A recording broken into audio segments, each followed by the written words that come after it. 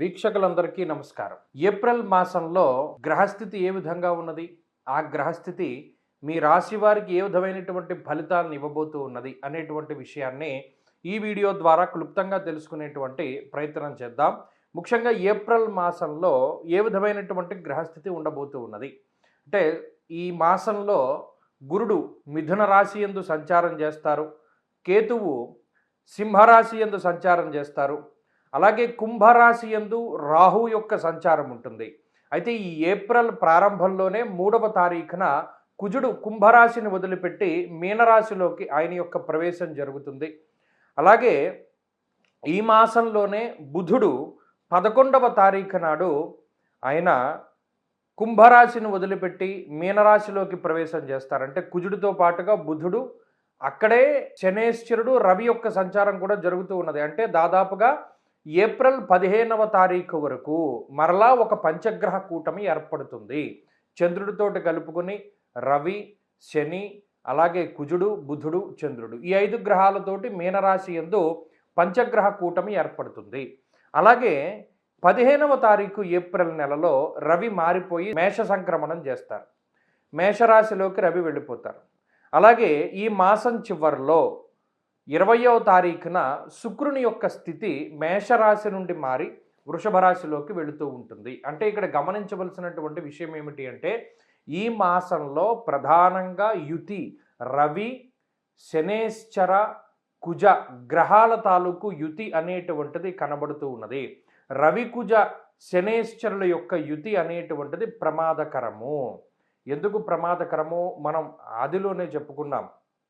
ఏమని? గురుని యొక్క సంచారం ఏకస్మిన్ వత్సరే జీవే రాశిత్రయం ఉపాగతే. 3 రాశుల్లో గురుడు సంచరిస్తూ ఉన్నారు. ఇది మంచిది కాదన్నాం. యుద్ధ వాతావరణము, యుద్ధ భీతి మొదలైనటువంటివి, పెట్రోల్కి సంబంధించిన ఇబ్బందులు, గ్యాస్కి సంబంధించినటువంటి ఇబ్బందులు ఇవన్నీ ఎదుర్కొంటూ ఉన్నారు. ఇప్పుడు ఈ శనేశ్వరుడు, కుజుడు, అలాగే రవిగ్రహాల యొక్క కలయిక వల్ల ఉష్ణ సంబంధమైనటువంటి సమస్యలు, కని విని ఎరుగని రీతిలో హీట్ వేవ్ అనేటువంటిది రావడానికి ఈ మాసంలో విపరీతంగా అవకాశం ఉంటుంది. రవికుజ శనేశ్వరుల యొక్క కలయిక విస్ఫోటనంగా చెప్తారు. అంటే అగ్నిపర్వతాలు బద్దలవ్వడానికి, రోళ్ళు రోకళ్ళు పగిలిపోయేటంత ఎండవేడిమి ఉండడానికి, అంత గరిష్టమైనటువంటి ఉష్ణోగ్రతలు రావడానికి ఎక్కువ అవకాశం ఉంటుంది. కాబట్టి విద్యుత్తుకి సంబంధించినటువంటి ప్రమాదాలకి, లేదా ఈ అగ్ని సంబంధమైనటువంటి ప్రమాదాలకి, కార్చిచ్చులకి, మరీ ముఖ్యంగా మనం పంచాంగ శ్రవణంలో కూడా చెప్పుకున్నాం, అడవిలో ఉండేటువంటి జంతువులకి ఇబ్బంది అని, అటువంటి వాటికి ఎక్కువ అవకాశం ఉంటుంది. కాబట్టి ఈ ఏప్రిల్ మాసంలో కొంచెం మనం ఈ విషయాల మీద దృష్టిని పెట్టుకుని అప్పుడు మన రాశి ఫలితాలని చూసుకోవాలి. వృశ్చిక రాశి వారికి ఏప్రిల్ మాసము అనుకూలమైనటువంటి మాసంగా చెప్పచ్చు. కారణం ఏంటి అంటే, ఇక్కడ గొప్ప మార్పు ఏమిటయ్యా అంటే, ప్రతికూలించేటువంటి గ్రహాల యొక్క సంఖ్య తగ్గింది.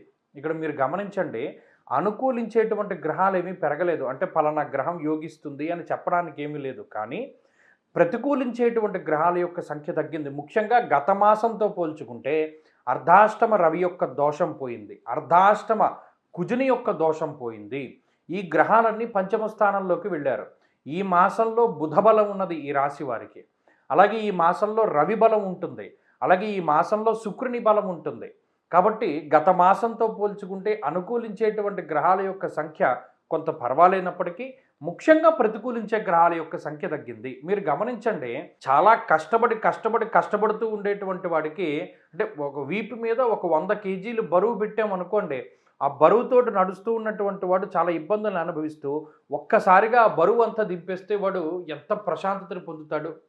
అంత ప్రశాంతతని పొందుతారు వృశ్చిక రాశి వారు. కారణం అర్ధాష్టమ కుజ, అర్ధాష్టమ రాహు, అర్ధాష్టమ రవి యొక్క దోషాలని అనుభవిస్తూ ఉంటే ప్రవాసం కార్యహాని స్యాత్ అన్నాడు. అంటే ఇక్కడ భాగ్యహానిర్ భయం క్రూరం అన్నాడు. అంటే క్రూరంగా ఏడిపిస్తాయి ఆ గ్రహాలు. అంటే చెప్పుకోవడానికి కూడా మనం చెప్పలేం, అంత క్రూరంగా ఏడిపిస్తారు. ప్రతి చిన్న విషయంలోనూ మానసికంగా ఇబ్బంది పెడతారు. మీ మాట ఎవరు లెక్క చేయరు. మీరు చెప్పేది అవతల పక్క వాడికి మంచికే అయినప్పటికీ కూడా వాడికే ప్రత్యేకించి మీ మీద నమ్మకం ఉండదు. పలానా వాడిని నేను ఇష్టపడుతున్నానంటే ఎవరు వినరు. లేకపోతేనేమో పలానా ఈ పని నేను చేద్దాం అనుకున్నానంటే అవకాశాన్ని ఇవ్వరు. ఇండివిజువాలిటీ ఉండదు. ఎప్పుడు ఎవరిదో ఒకళ్ళ నిర్ణయాన్ని బట్టే మీ జీవితం ఉండవలసి ఉంటుంది. లేకపోతేనేమో ఆర్థిక స్వేచ్ఛ ఉండదు. మీ దగ్గర డబ్బులున్నా ఖర్చు పెట్టుకోవడానికి అవ్వదు. మీ దగ్గర సమయం ఉన్నా బయటికెళ్ళడానికి అవ్వదు.